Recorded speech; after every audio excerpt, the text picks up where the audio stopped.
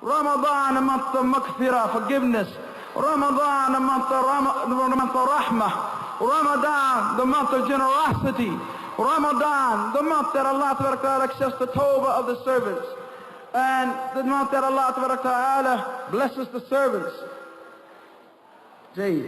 We are in need of a Ramadan to correct ourselves, for we have forgotten Allah Ta'ala for the majority of the year. To correct ourselves, for we've been neglectful. To correct ourselves, for we're not upon the remembrance of Allah.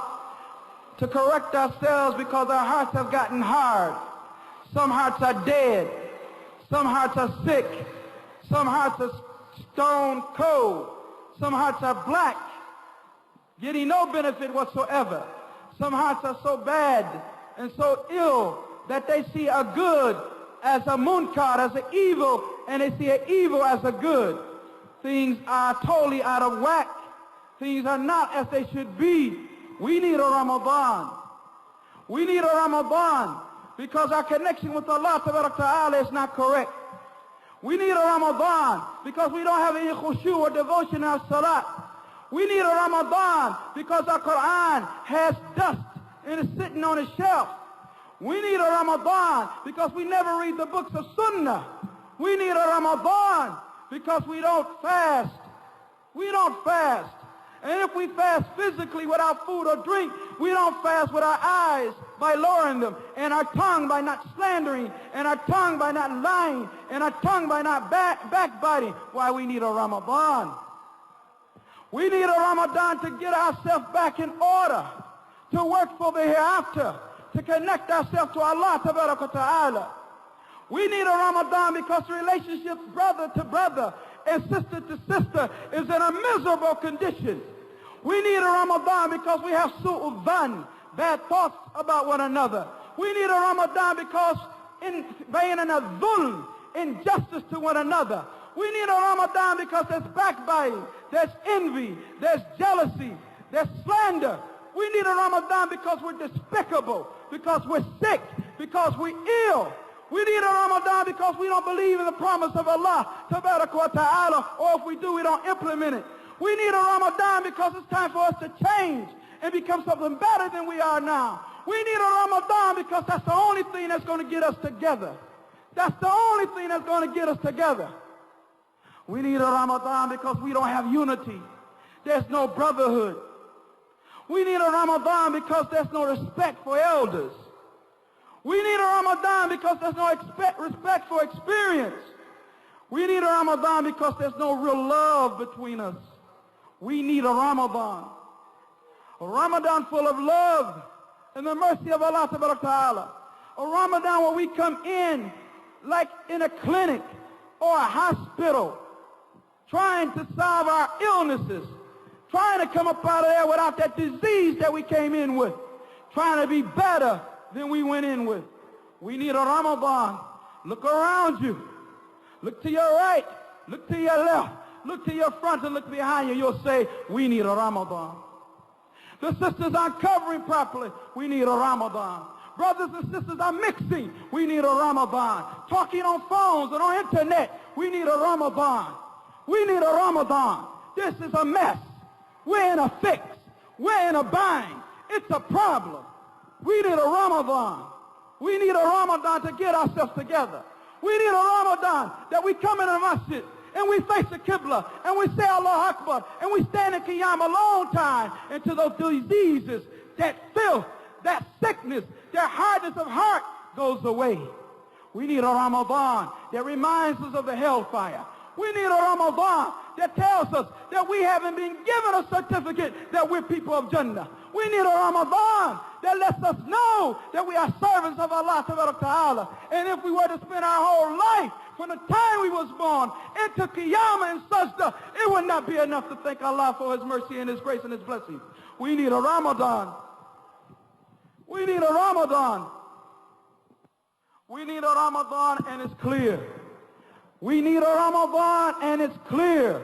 If there's any fear of Allah left in the hearts, if there's any hope for the Jannah left in the heart, if there's any desire to change and to be better and to be righteous, to come to the level of of ihsan, to come to the level, if you can't do that, of a mu'min, to be taqi, fearing Allah, you know you need a Ramadan. We need a Ramadan, a month of tawbah. We need a Ramadan, a month of maghfirah. We need a Ramadan to correct our behavior. We need a Ramadan to correct the differences and the difficulties and the envy and the jealousy and the bad relations between one another. We need a Ramadan to understand that we have been committing injustice to one another. And that the Prophet sallallahu alayhi wa sallam said, al-dhulm, injustice, dhulumat yawm al-qiyamah, will be changed physically into darknesses on the day of judgment. We need a Ramadan to understand that hadith. Fear the dua of the one who's been done injustice.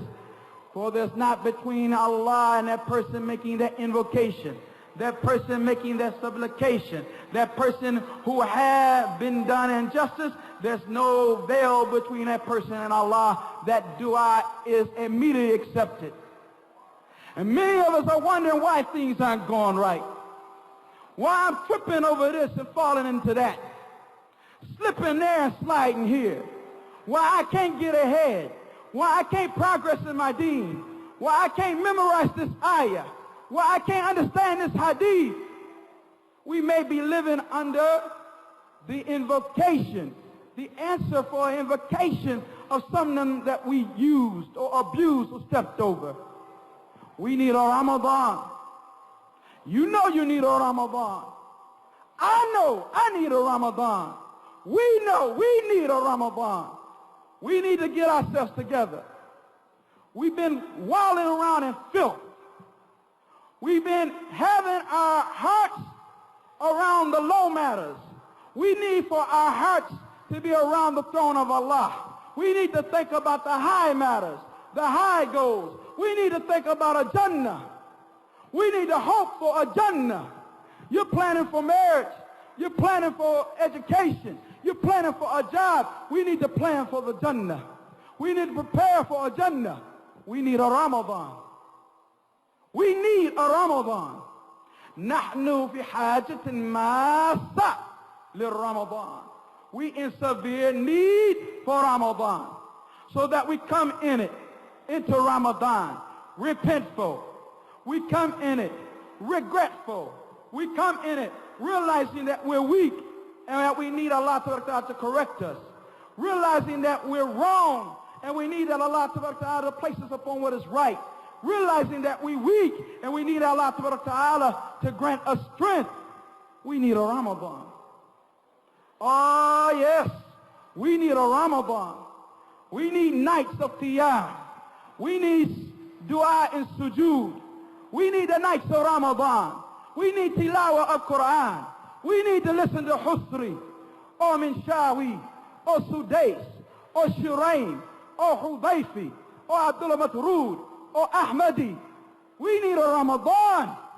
When the last time have we listened to Quran? We need a Ramadan. When the last time have we recited Quran? We need a Ramadan. When the last time have we studied Quran? We need a Ramadan. When the last time have we implemented Quran? We need a Ramadan. We need a Ramadan. And this Ramadan may be our final, as one brother spoke. I believe it was Abu Tasneem, Hafizahullah. What is the guarantee that this is not our final Ramadan? What is the guarantee that this is not our final Ramadan? We have to come in it seriously. And we want to come out of it much better than we came in it. We want to come out of Ramadan with taqwa, because that's the main reason why it was legislated. Oh, you believe fasting has been written upon you as it was for those before you, so that what? You may gain taqwa, fear of Allah. If we had taqwa, our condition would be better than it is now. If we had taqwa, our relationships would be smoother. If we had taqwa, father to son who was Muslim, sister to brother who was Muslim, uncle, aunt, niece, or nephew who's Muslim, husband or wife that are Muslims, the relationship will be better if it's based upon taqwa. And we can achieve taqwa through the month of Ramadan. We can achieve taqwa through the month of Ramadan. I don't believe that our hearts are that hard. I don't believe that we can't change. I don't believe that because some of us was taught hatred over the last 10 years, we can't learn to love. And because we were taught deceit and deception, we can't learn to trust. I don't believe it. I don't believe that many of those brothers who have left circumstances physically but have the teachings and the behavior that they had while they was up there, that they can't change. That just as they physically remove their bodies from a fitna, and physically remove their bodies from a mistake, physically remove their body from foolishness, that their hearts have to follow. Bi-idhnillahi ta'ala, their hearts have to follow. We need a Ramadan. We need a Ramadan to be as the Prophet sallallahu alaihi wasallam was. That he was the most generous. He was generous in general, and he was more general in the month of Ramadan.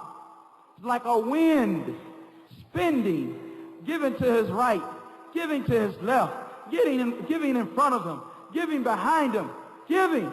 Anyone came to him, he gave. He gave without them asking. We need a Ramadan. We need to inculcate these qualities. We need to control our desires. We need to control our tongue. We need to control our limbs. We need to learn self-discipline. We need to learn control. We need to control our tongues. We need to control our anger. We need a Ramadan. And how we come in that Ramadan so that it doesn't become something of habit, something that's just tradition, something that we go in and we're more despicable, just as despicable as we were when we went in. We have to change. We have to change. We have to change our condition. We have to change our connection with Allah Ta'ala. For how light is the people in the view of Allah when they disobey Him. This is what was said by one of the Sahaba when Persia fell to the Muslims. And he had the crown of the Persian king in his hand. And all of their people who was part of the court of the Persian rulers. And everyone around was being led as prisoners of war. He looked at them and he cried. He said, how light they are.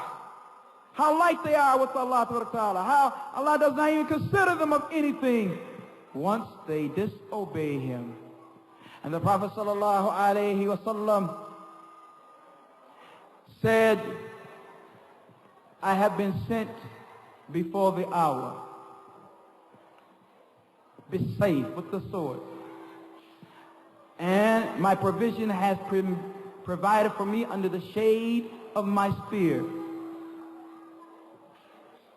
And sighar, humiliation, has been written on anyone who goes against my orders.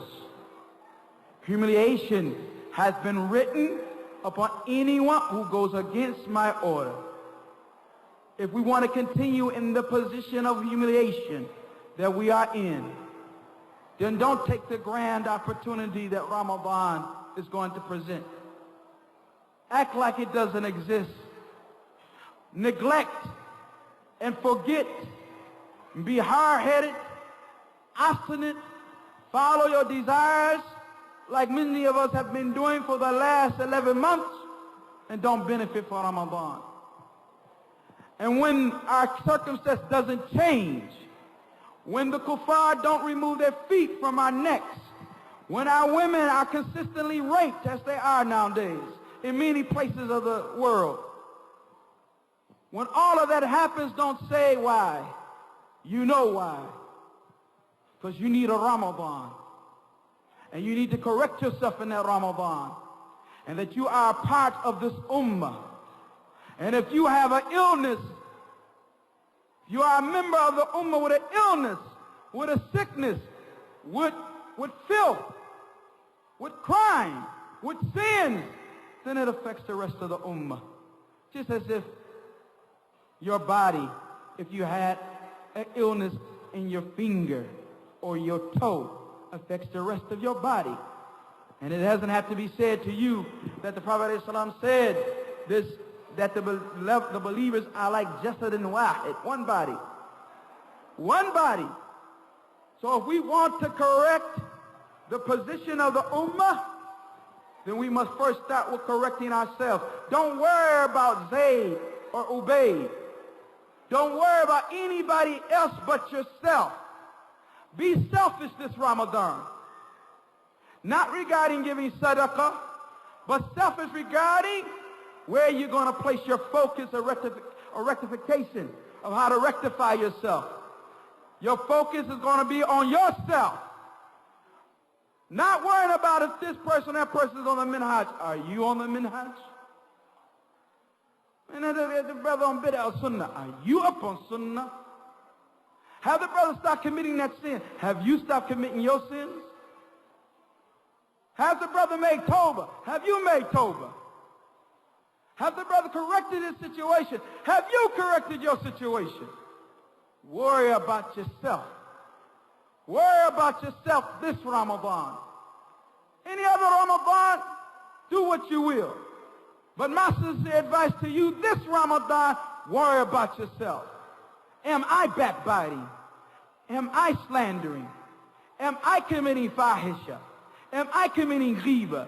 Am I committing namima? Do I have hasad? Do I have pride, kibr? Am I arrogant? Am I too harsh? Am I unkind? Am I not gentle enough? Am I gentle enough? Question yourself. Was my intention when I said what I said and when I did, the pleasure of Allah or to be noticed? When I spoke, was it for the pleasure of Allah or to be seen or heard?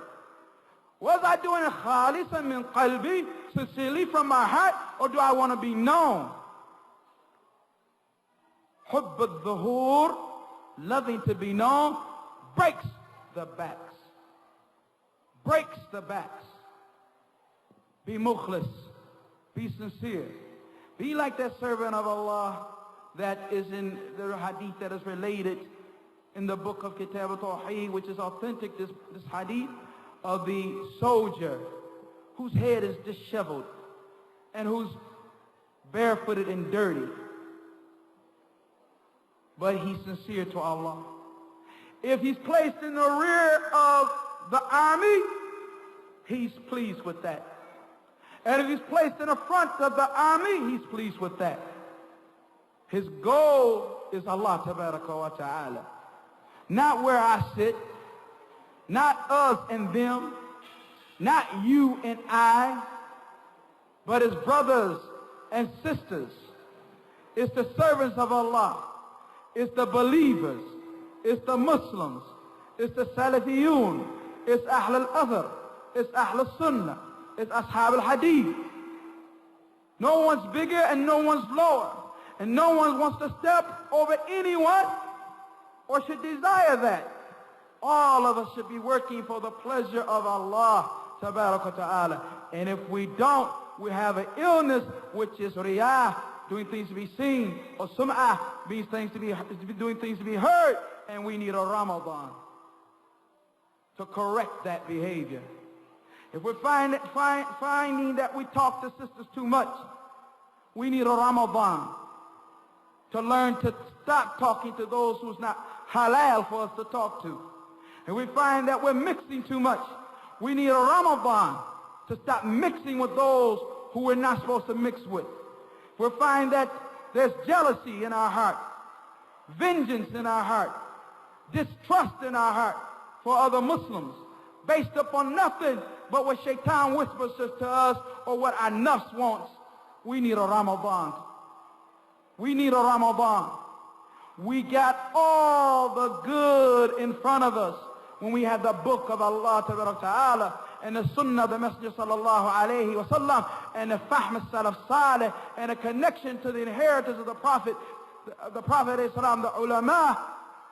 We got all good in front of us, but we're like that individual who has a disease and has the prescriptive medicine right in front of him, but he refuses to open the package, let alone read it, let alone take it.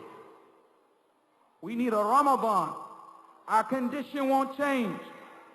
We need a Ramadan. We'll continue to complain. We need a Ramadan. We'll be forever in pain. We need a Ramadan. We'll go insane. We need a Ramadan. You and I. And why can't we lift up, roll up our sleeves? Why we have to beat the hands of one another?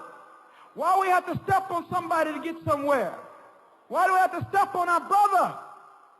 He wants to go to the same place you want to go, the Jannah. Why can't we do it together? Why can't we be side by side? You roll up your sleeves and I roll my sleeves, and we get busy and we help and support one another. Why can't we make excuses? Why can't we forgive? Why can't we forget? Why can't we let things go? Why can't we let things go? Madama, as long as we're upon bayyana, clarity. We're not saying let things go at the expense of clarity. Upon clarity, knowing the haqq, knowing the sunnah, knowing the deen, connected to the scholars, not preceding them in any statement or action. Not preceding them in any statement or action. And if they make a statement, we make their statement. We don't add our own. This is important. We need a Ramadan, that blessed month, that you can go in the most despicable devil and come out like an angel. That blessed month that you can go in and you are bakhil, selfish miser, come out jawad, generous. That blessed month you can be one of those hard-hearted brothers that everybody slams you with a smile, but you never give nobody a smile. You'll come out of Ramadan, if you do it right, smiling in the faces of your brothers. Not in the faces of your sisters, in the faces of your brother. We need a Ramadan to correct our condition. We're slow. We're lazy. We don't have any incentive towards deen and akhirah, the hereafter. Our incentive is towards dunya. And if the opposite of that was true, most of this neighborhood around here would be Muslim. The opposite of that true, with the amount of Muslims here in this state alone, no Muslim would seem strange. Many would enter Islam in foes, as Sheikh Zayd al-Madkhali Hafidhullah said in his explanation of Surah Thalatha, that Islam, if the mahasin, the beauty of it is explained. Islam, he said, is a mu'ajiza min al-mu'ajizat. It is a miracle of the miracles, Islam. Mu'ajiza min al-mu'ajizat. Islam is a miracle of the miracles. Mu'ajiza, ayah, min al-ayat, miracle of the miracles. It is that when it is presented to the heart, when it is presented to people, and is done in the right way, what happens? They enter Islam afwajan, in the multitudes. In the multitudes. He said if one of us has a business and we want to advertise, he said very few of those would not advertise at all, say I have a business, but I'm going to be silent. His business won't be successful, no one will benefit, he will lose, and like this. Generally, the business person gets a good advertisement. He may use the print media, he may use the radio, audio media, he may use television, whatever, to get his advertisement, his da'wah, his call out, so that the people will come. And he mentions it in the most beautiful way. And it has the most beautiful of expressions. This is what he does. The Sheikh said, if we were to do that with Islam, if we were to do that with Islam, show its beauty, explain its mahasin, its beauty, it is the natural fitrah of the person, unless his fitrah has been polluted, that he wants Islam. He wants to know why he's here upon earth. He wants to know his creator. He wants to have a connection with his creator. He wants to know the purpose of his existence. But who will explain it to him or her? Who will tell them? Who will open up those hearts? It's supposed to be us. Those of us who can't express ourselves, what about our actions? If the person sees you're truthful, why are you truthful? Because Islam teaches truth. That you must be truthful. And that is a high martaba, being truthful. A siddiqiyya, or being min as-siddiqeen, is the one that's the only martaba, the only level that's after the prophets. First level that's after the prophets, rather. Closest to the prophet's station is those who are the siddiqeen, the most truthful. So you be truthful because of that. You keep your word because of that. You are gentle. You are nice. You have good behavior. You have good etiquette. You have good deportment. They come to Islam. They come to Islam afwajan. Afwajan, brothers. So if you don't see them doing it, it's because we're not doing what we're supposed to do. If we were doing what we were supposed to do, we would probably have to have this type of fundraiser at one of those football stadiums. If we were doing what we were supposed to do, the people would hear Islam upon the radio. They would see articles written in the papers regularly. They would see good behavior. They would see kindness and gentleness and patience and forbearance. They would see the qualities and characteristics of Mustafa sallallahu alayhi wa sallam if we was on our job. But we're not. We're not. Not the male or the female. Not father or mother or child. We're not on what we're supposed to be upon. We're not on what we're supposed to be doing. We need a Ramadan. We need a Ramadan to clarify our situation. We need a Ramadan to heal our condition. We need a Ramadan to put us in position. We need a Ramadan to give this ummah a rebirth. To give this ummah air. This ummah is like someone lying and the ambulance comes and the workers get out and they place something over the mouth and they start beating at their heart. We need to understand that we don't sit here in Newark, New Jersey, but we're global. That who's ever upon the book of Allah and the Sunnah of the Messenger sallallahu alayhi wa sallam and the Salaf and the Minhaj al-Salaf Salih, then they're our closest brother. And whoever ignorant and upon innovation that is not mukaffara, then they're our brother from a distance, but they're still within this ummah. So it affects all of us. And we are connected in that way. As long as you're sitting there saying, well, India and what they do to the Muslims in India, that don't concern me. In Afghanistan, I don't care if they bomb it off the planet. That ain't got nothing to do with me. Then you're a pony. You're a racist. You're a nationalist. You're not a Salafi. You're not a Salafi. Salafi is concerned about this ummah. Salafi at night thinks about this ummah. Salafi cries in his salat about the condition of this ummah. He cries about the condition of those locally, and he cries about the condition of those internationally.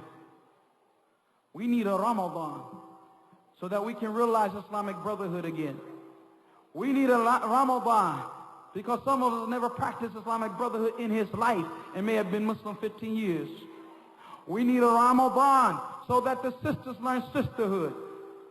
We need a Ramadan so that we focus on the akhirah and the hereafter, and we give nasiha and advice to one another that is a benefit, and our talking and mixing is just not about dunya and what you want to do in dunya and how you're going to be in dunya.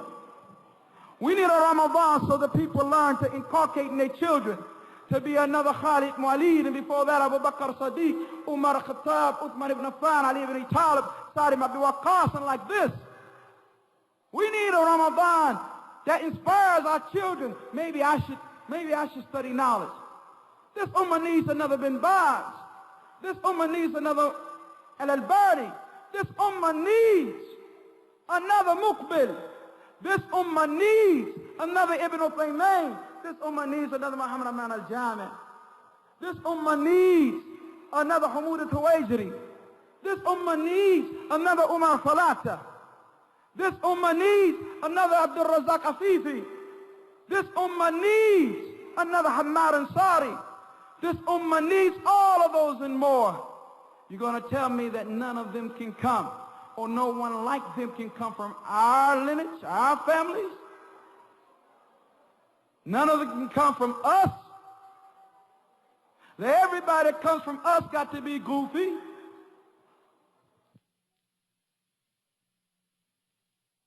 For puberty. No one can come from us. None of our children can speak the Arabic language with talaqa at a young age. None of us can put in the hands of our children books that would be beneficial to the ummah, have a love that cannot be imagined for reading them. The same love that these kuffar have for Harry Potter and their imaginary books. Our hope is low. Our goal or our desire is low. We low. We're supposed to have high goals. We're supposed to be looking at Abdullaah, Abdurrahman of our children saying, you might be Sheikh Nasser for this ummah. We're supposed to say, well, I'm listening to Hudayfi and Sudais and Shuraim, but that could be you leading the salat in the haram. We're supposed to have high goals. But until we brush off the dust, the foolishness of the jahiliyyah, the hastiness of youth, and that doesn't have to do with age. Even if you're 70 years old and you're hasty, bumping into this and falling to that, creating confusion, then you're hasty. The hastiness of youth, the bad characteristics that we have, we got to get rid of them. We got to change our condition. Change our condition. Change our condition. We need a Ramadan. We need a Ramadan. We need qiyam at night. We need recitation of Quran.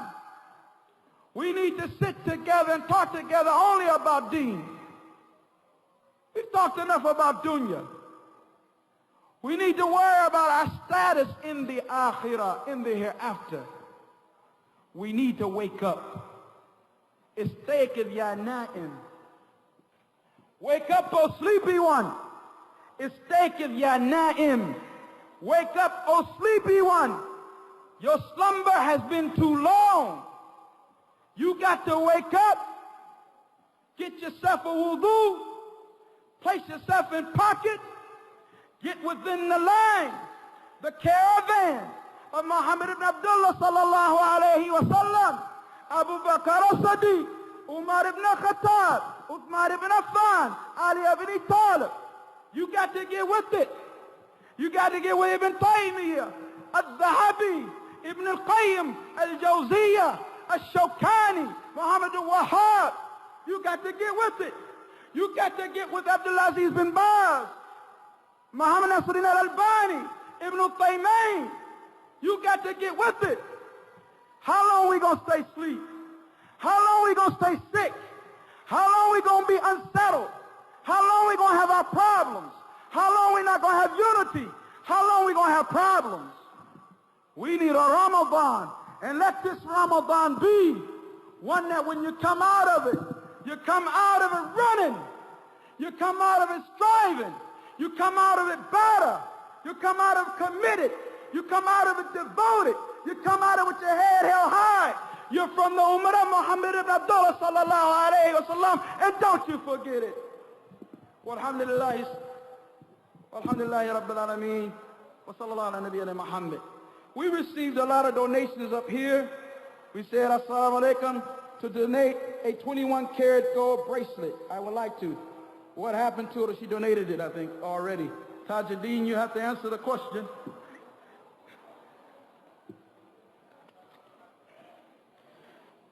Even though the fur coat once belonged to my cousin, may Allah subhanahu wa ta'ala grant her Jannah Firdaus, I donated the coat because I have the money to, I don't have the money to give. I was going to sell the coat for $350. I don't know who said the coat should sell for $1,000, but if it wasn't the set price.